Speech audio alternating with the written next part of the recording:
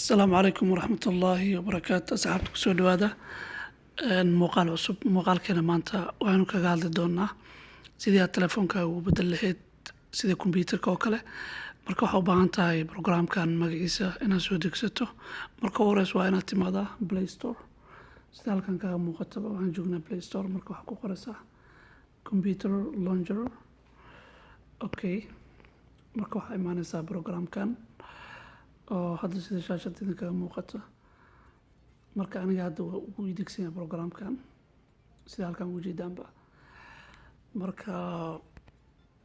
waxaan ku xiranaa telefoonka okay hadda waxaa noo soo baxay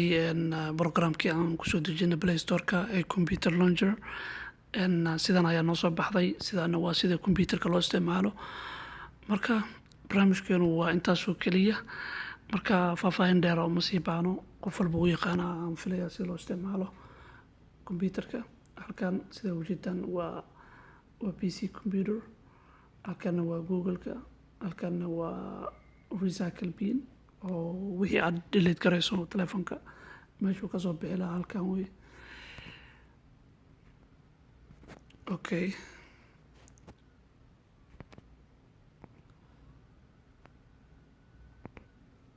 halkan waa folderkii oo haddii aad wax soo degsanayso meeshii aad gashan lahayd marka uma sii baahno faahfaahin dheera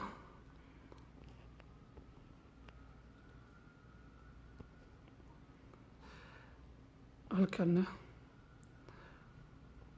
waa kombiyuutarka meesha laga maamulayo marka asxaabta intaas ayaan jeclaysanaa idin soo gudbiyo muuqaal dambe oo xiiso leh السلام عليكم ورحمة الله وبركاته